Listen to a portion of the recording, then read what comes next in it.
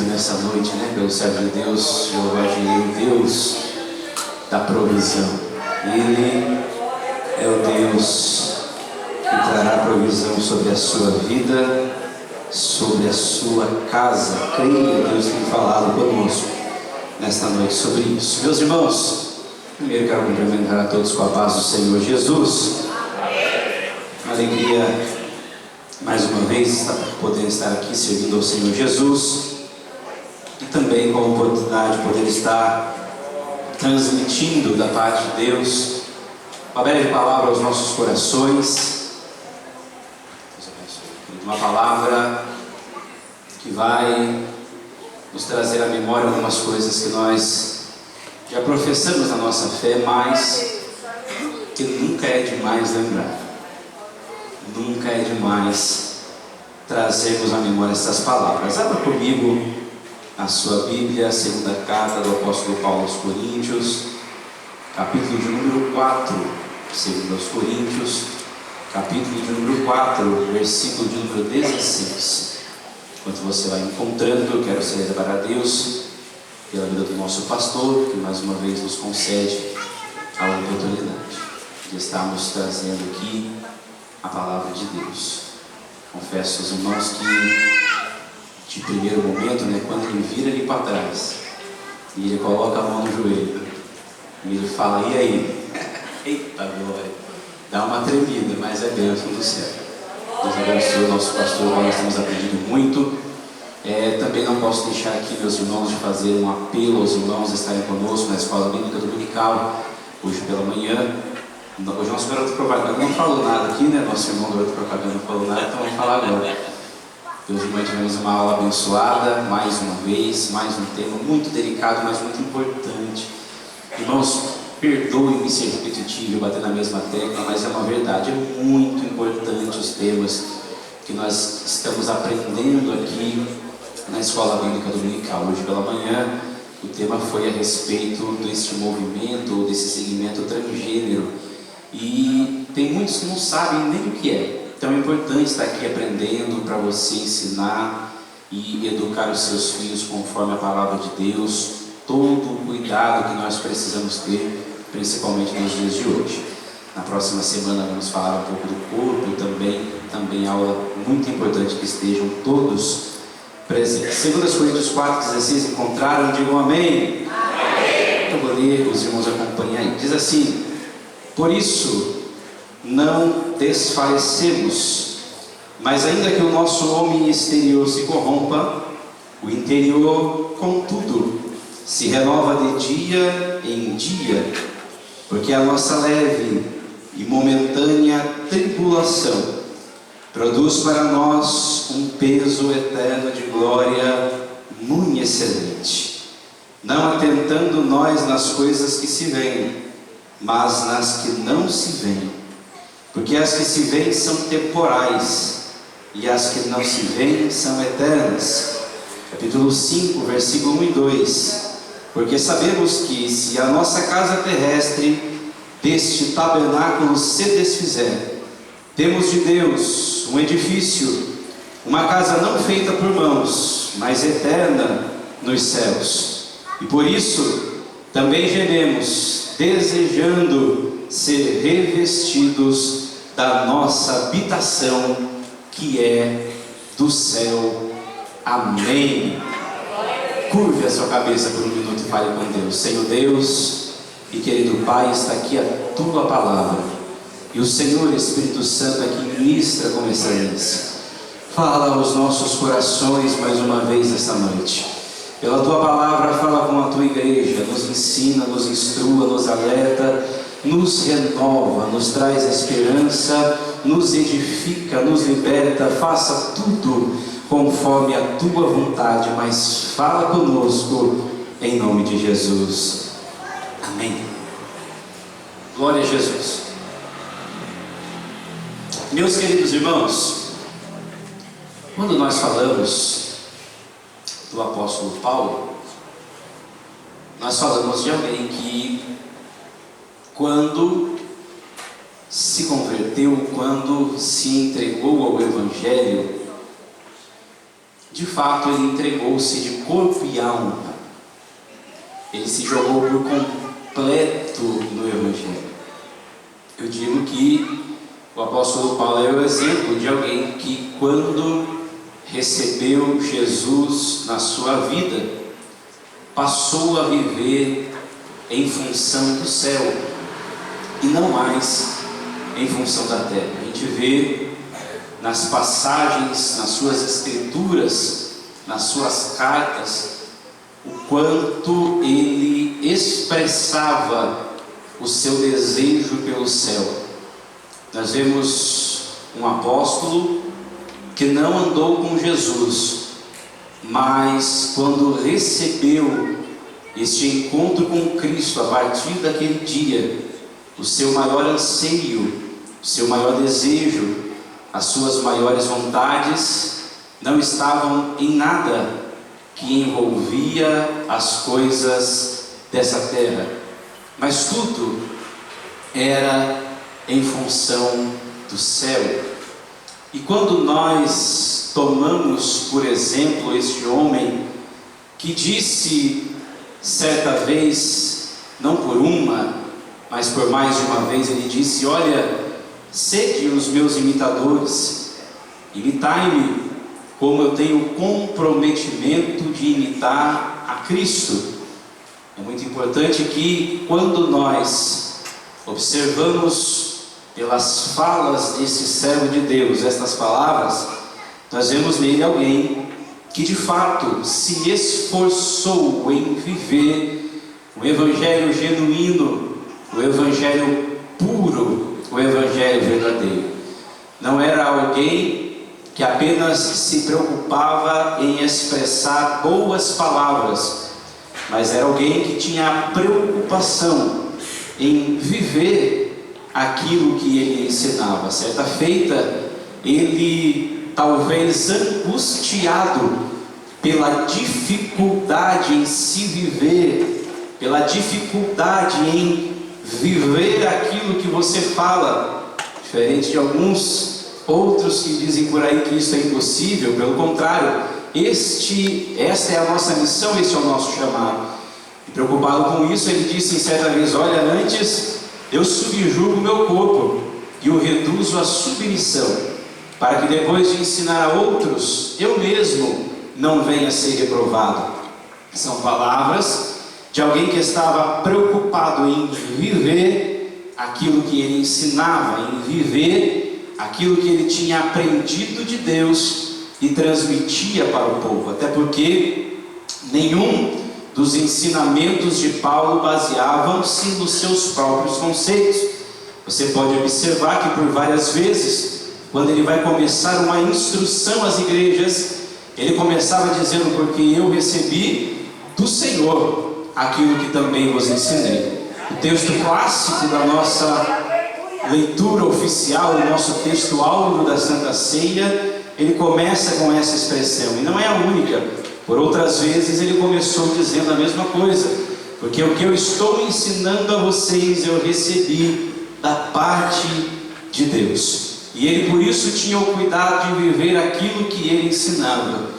E aquilo que eu destaco nesta noite, entre tudo aquilo que ele se preocupava em transmitir e em viver, é esta verdade que ele vai deixar aqui.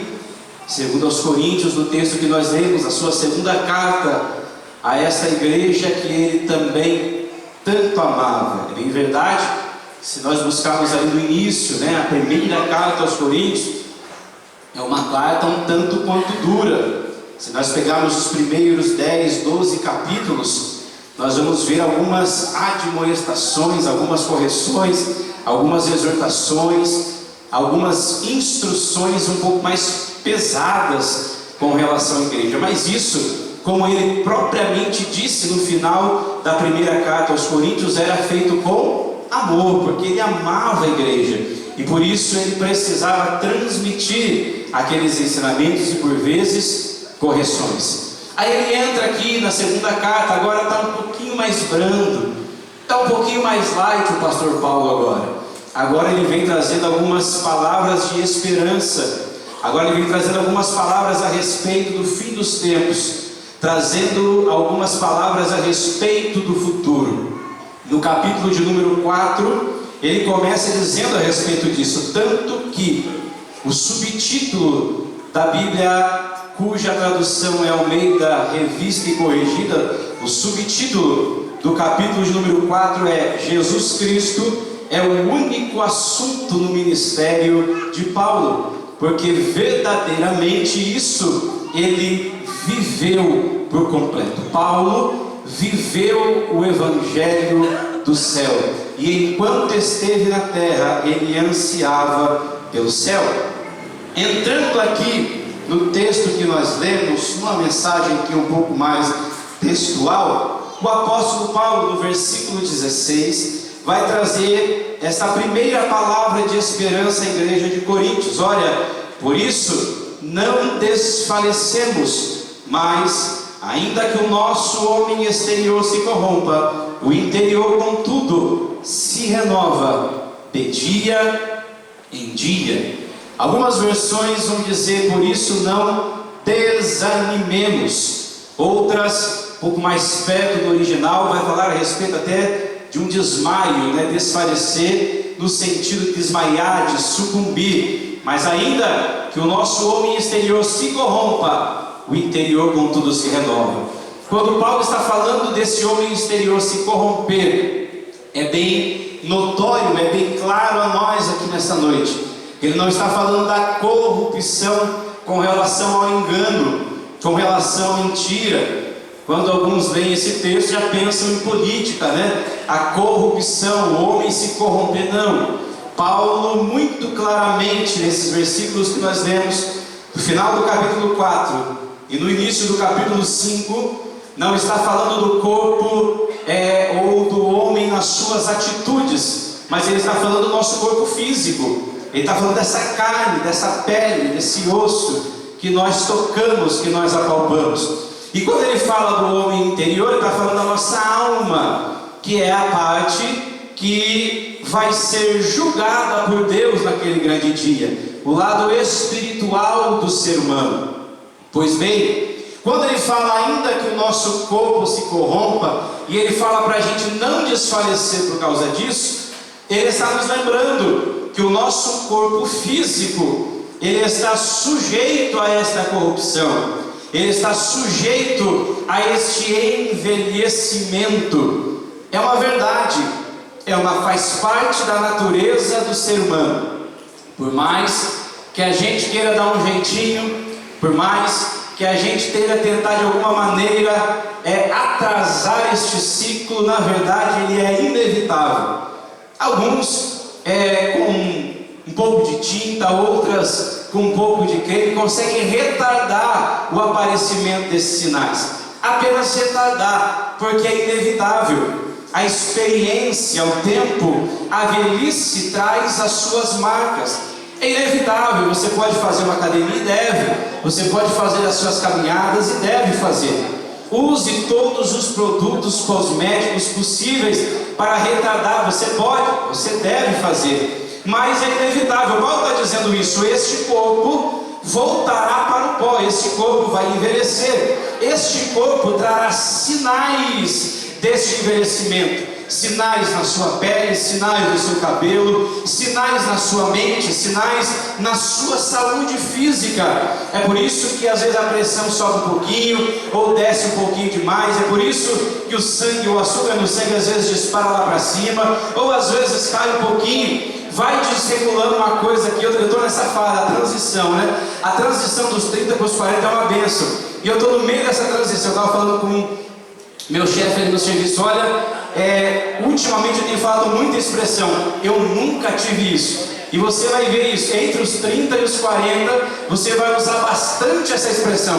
Eu nunca tive isso, mas eu nunca passei por isso. Mas são coisas naturais. Paulo está dizendo isso. Olha, o seu corpo vai envelhecer, o seu corpo vai se corromper, você vai olhar para o seu corpo e você vai ver ele adoecer, vai padecer de enfermidades. Pastor, você está pregando contra a cura, contra os milagres? Não estou pregando contra isso, mas eu estou dizendo que este é o segmento natural. Teu corpo vai envelhecer, você vai ficar doente, você vai pegar uma gripe, você vai precisar tomar um remedinho, você vai precisar tomar uma injeção, mas o que Paulo traz aqui é uma palavra de esperança, e ele está dizendo ainda que o nosso corpo exterior envelheça, o nosso corpo exterior vai aparecendo as marcas, ele adoeça, ele perca algumas das suas funcionalidades, ele vai ficando fraco, ele vai ficando vulnerável. Todavia, o nosso interior é diferente. À medida que o tempo passa, ele vai renovando dia após dia, e é lindo isso, porque Paulo diz: enquanto o nosso corpo exterior, um dia mais é um dia de sofrimento, o nosso interior é um dia mais perto da glória que ele tem preparado para nós. Glória a Deus, oh aleluia, isso é maravilhoso.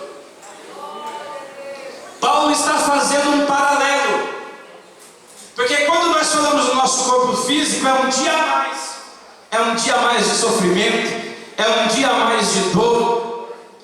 Hoje nós estamos encerrando um dia, tem gente dizendo: poxa vida, lá se vai mais um dia. Mas quando se fala do homem interior, aquele que tem Deus na sua vida, aquele que carrega a preciosa esperança, a bem-aventurada esperança da salvação, ele fala: não é mais um dia, mas é menos um dia. Oh glória, acabou um dia hoje, então é menos um dia, estou mais perto, estou chegando lá. Paulo está dizendo isso. É por isso que há esse paradoxo entre meu corpo externo que envelhece, mas o meu interior se renova, porque quando ele olha para o lado de fora e diz: é meu filho, está envelhecendo, ele olha para dentro e diz: mas eu estou pertinho da glória, quer dizer que eu estou chegando mais perto dele, quer dizer que eu estou me aproximando. Glória a Deus, aleluia. Lá mandará vaso de que andará raça. Aí alguém vai dizer: pastor, está pregando a morte? Estou pregando, é isso mesmo, porque quanto mais a gente passa um dia na terra, mais a gente se aproxima dele. E se você carrega essa esperança, eu quero te convidar a levantar a sua mão para o céu e adorar aquele que se aproxima da sua igreja. Oh glória, lá mandará vaso de que andará raça. Oh aleluia. Cada dia que passa é um dia mais pertinho dele. Cada dia neste mundo que nós passamos é um dia que se aproxima da glória eterna. Ele continua no versículo 17. E ele vai dizer: olha, porque a nossa leve e momentânea tribulação produz para nós um peso eterno de glória muito excelente.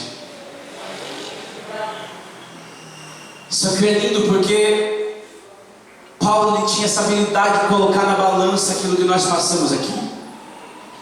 E quando ele fala a nossa leve, preste atenção, porque ele não está julgando o sofrimento alheio, ele está se colocando no meio da situação, ele está colocando as suas aflições como fazendo parte daquilo que ele está falando.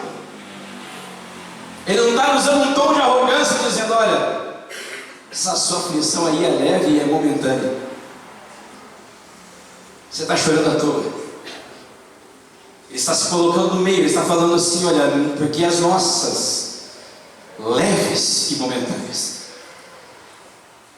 Eu quero achar alguém no tempo de Paulo que sofreu mais do que ele, e é difícil a gente encontrar, talvez alguém que não foi registrado aqui nas Sagradas Escrituras. Mas quando ele coloca a nossa leve, ele está fazendo um paralelo com quem? Com Cristo. Porque Paulo no fundo sabe que por maior que seja o seu sofrimento, nunca vai se comparar com o sofrimento daquele que padeceu na cruz do Calvário por nós. Eu me lembro pequenininho, quando nós estávamos construindo a igreja lá no bairro de Terras de São José em Mairinque, e eu ainda era adolescente, ia participar das construções, aqueles mutirões que tinha antigamente, ainda tem.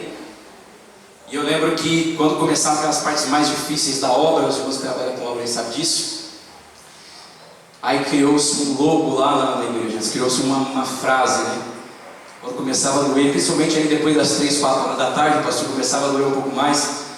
Aí alguém sempre gritava: mais sofreu Jesus.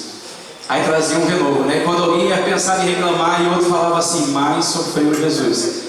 Não se esquece que mais sofreu Jesus. E aí começou como uma brincadeira, mas com um fundo de verdade.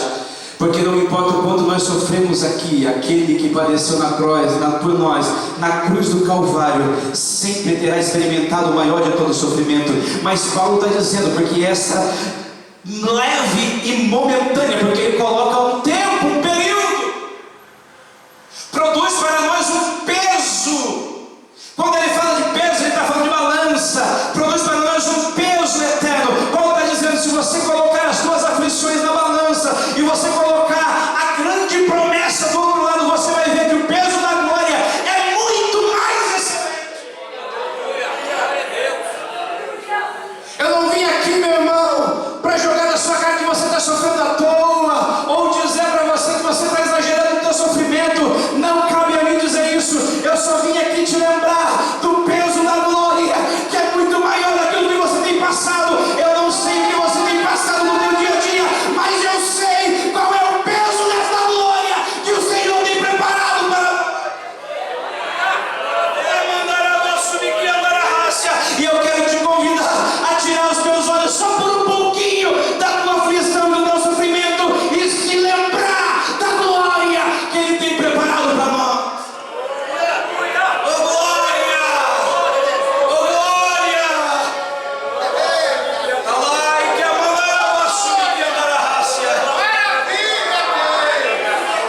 Paulo falou isso esporádico, não, ele vivia dizendo isso. Romanos 8 e 18 ele disse: porque para mim tenho por certo que as aflições desse tempo presente não se podem comparar com a glória que em nós há de ser revelada. Glória a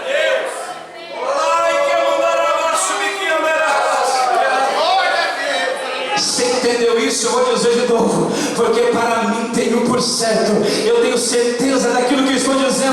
As aflições desse tempo presente, colocadas na balança, não se podem comparar com a glória, com a glória, com a glória que em nós.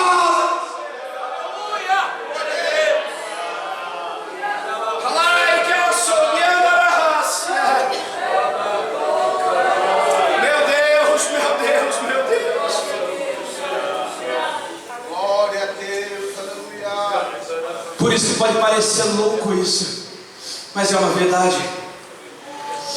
Às vezes na empresa eu entro nesses assuntos e o pessoal fica doido. Uns ainda fala, quem é cristão ainda compreende, mas quem não é, tem a tendência de não compreender.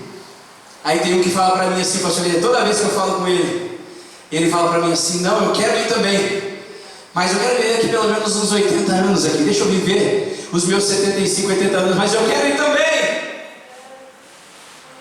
E eu não julgo, porque eu sei que quem ainda não experimentou essa glória, porque para dizer que acha que alguma coisa aqui nessa terra vai ser maior do que a glória que Ele está preparando para a gente lá em cima, é só quem não experimentou a glória ainda, só quem ainda não viveu a glória com Ele, para acreditar que você vai passar alguma coisa nessa terra que seja maior do que aquilo que Ele tem preparado para nós. Oh, Espírito Santo de Deus! Eu digo que Deus uma certa vez pegou o seu gotejador, sabe aquele gotejador que você dá remédio para criança? Eu digo que Deus, em algum momento da vida, Ele pegou o seu gotejador e Ele chegou nos meus lábios e pegou uma gota de glória e derramou nos meus lábios. E quando eu senti o sabor, o gosto da glória, naquele momento eu soube que não teria mais nada nessa terra que seria maior do que a glória que Ele tem preparado para nós.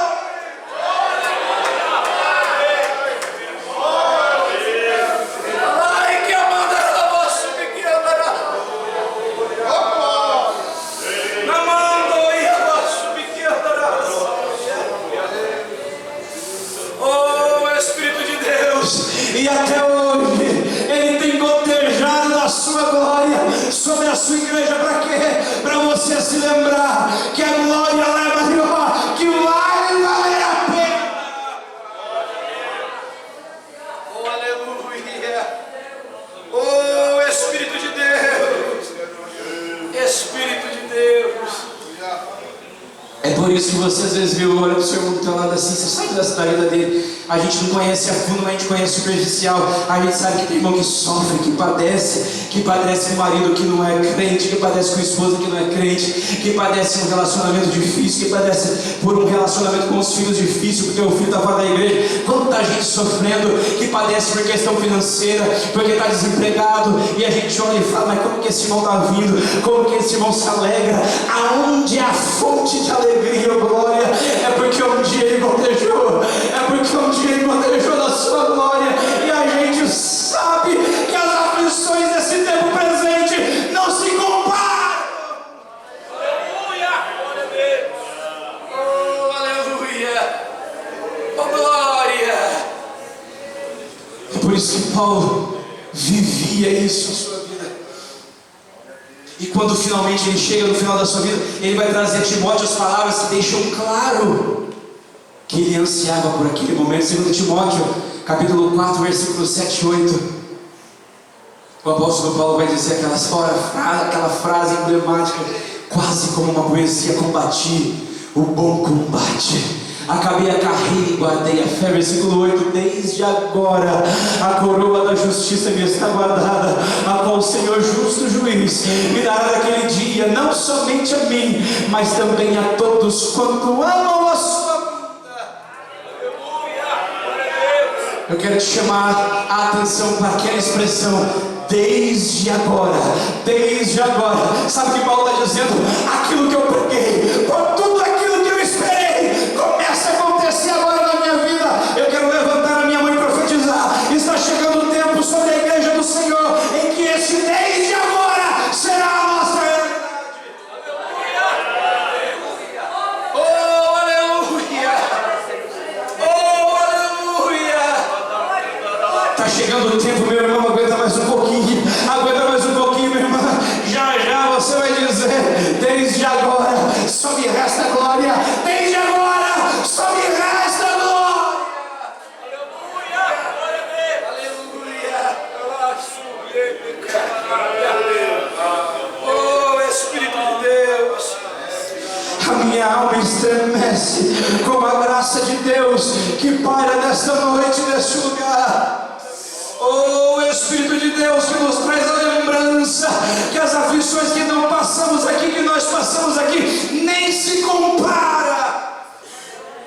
Mas para isso nós precisamos viver em função do céu. Versículo de número 18. Ele é muito direto: não atentando nós nas coisas que se veem, mas nas que não se veem. Porque as que se veem são temporais, e as que não se veem são eternas. Está aqui uma das nossas maiores dificuldades.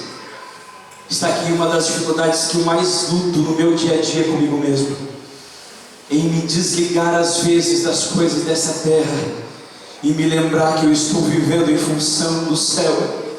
Às vezes eu estou mergulhado em aflições, meus irmãos, e quando eu abro os meus olhos, quando eu dou um passo atrás e vejo a situação no panorama maior, eu me lembro que eu estou tão preocupado com coisa que vai perecer, com coisa que vai ficar aqui, quando eu deveria entender que se eu não conquistar aqui não tem problema. Papai do céu,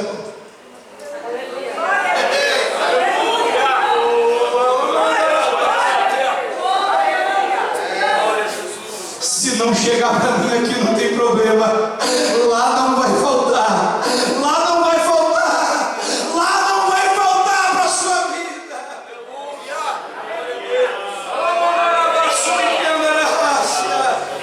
Ele me faz lembrar. Paulo nos convida a isso. Mais uma vez, vou esperar que não foi. Aos Colossenses, capítulo 3, ele falou: meus irmãos, se já ressuscitaste com Cristo, pensai nas coisas que são de cima, aonde Cristo está sentado à destra do Pai, e não nas que são da terra. Oh, glória. Essa é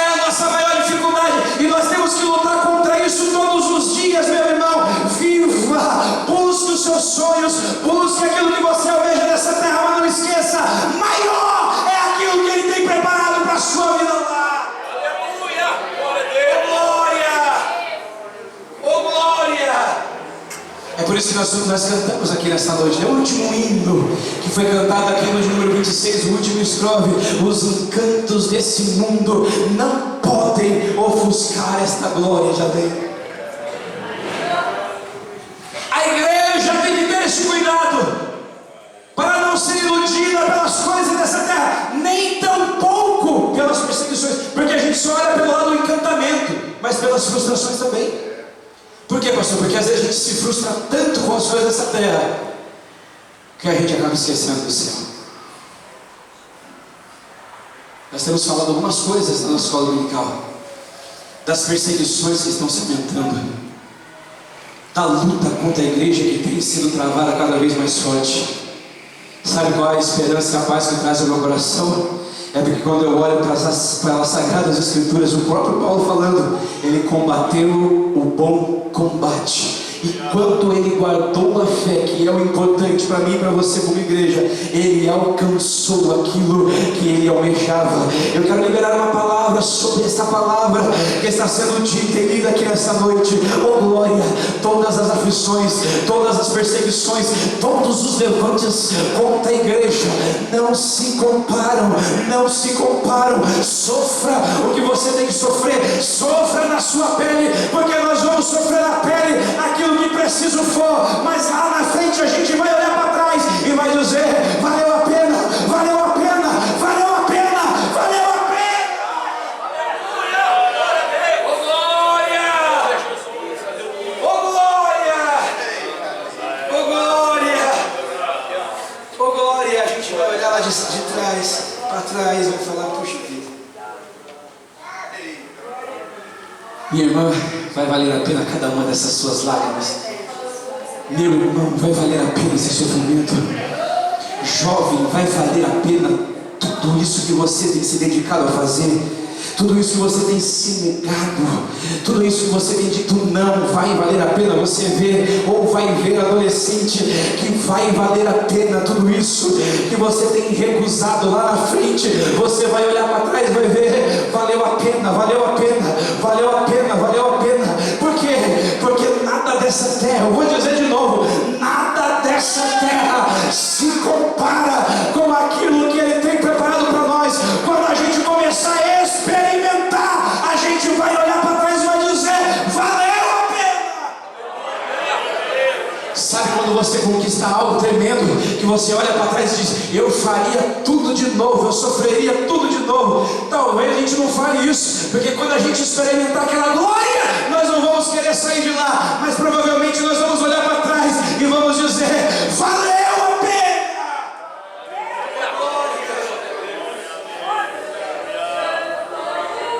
Ele entra no capítulo 5 e ele vai dizer: porque nós sabemos que se a nossa casa terrestre, esse tabernáculo, se desfizer, está falando do corpo ainda. Se esta casa terrestre, pastor, você vai dizer então que isso aqui não vale nada, não tem importância nenhuma? Deus me livre, né? Próximo domingo nós vamos aprender a importância do corpo. Se eu falar agora isso aqui, no próximo domingo os irmãos vai cortar o meu pescoço aqui. A aula da próxima semana vai falar sobre a importância do corpo, desse corpo físico mesmo. Ele tem a sua importância, mas por causa do pecado ele se corrompeu. Ele foi feito perfeito, mas por causa do pecado ele se corrompeu e se tornou imperfeito. Mas olha o que Paulo diz: porque sabemos que se a nossa casa terrestre, desse tabernáculo, se desfizer, temos de Deus um edifício, glória. Uma casa não feita por mãos humanas, tem algumas traduções que diz isso. Uma casa não feita por mãos humanas, mas eterna nos céus. Só quem acredita nisso, dá uma glória, pelo amor de Deus, nessa noite. Não feita por mãos humanas, mas eterna, perfeita nos céus. Esta casa que se corrompeu, e a Bíblia diz: por que se queixa o homem, se não pelos seus próprios pecados. Porque Deus fez um ser perfeito e colocou numa terra imperfeita, que estava sujeita a isso. Que Paulo está dizendo agora: vai fazer o ser perfeito e vai colocar no lugar perfeito. Você não pegou isso, não, vou falar hoje. Nós, essa casa terrestre, fomos feitos perfeitos, mas colocados no lugar imperfeito. Agora Deus está dizendo: eu vou fazer agora perfeito e colocar no lugar perfeito, eterno, no céu.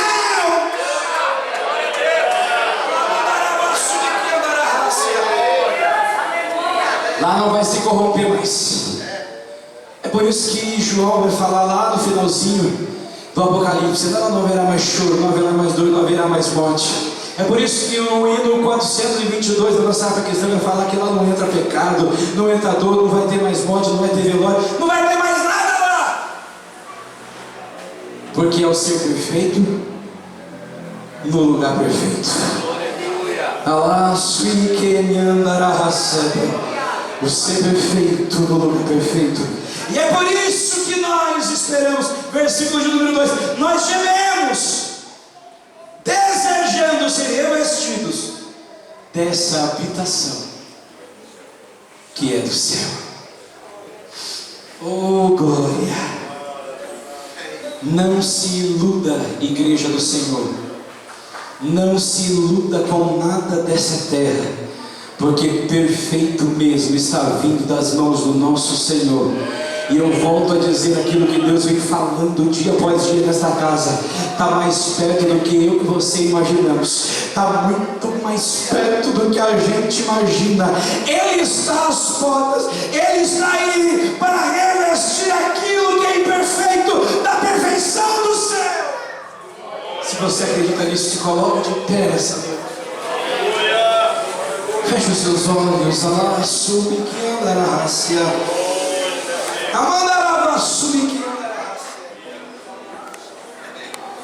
Meus irmãos, eu quero fazer um pedido. Eu sei, pelo que eu vi aqui passando, parece que a maioria de nós somos cristãos. Eu não sei, mas de repente tem alguém perdido no meio da multidão, que ainda não entregou a sua vida para Jesus, ou está afastado dos caminhos do Senhor.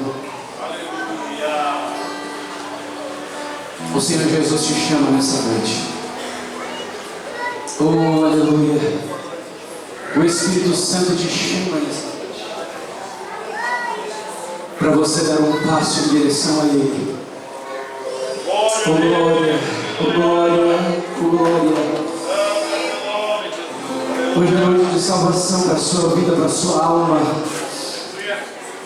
Não estamos falando de uma perfeição aqui na terra. Não sou louco de dizer para você que você vindo para Jesus, tudo na sua vida vai mudar. Não vai.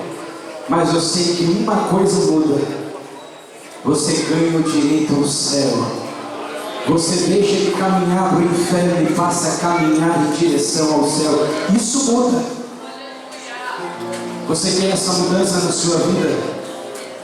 Se você quiser e tiver essa coragem, eu convido você a sair do seu lugar e vir diante do altar para a gente orar pela sua vida. Tem alguém aqui nessa noite? Tem alguém? Tem alguém que quer reconciliar com Jesus nessa noite? Tem alguém nessa condição que precisa dar um abraço em Jesus? Jesus te chama hoje.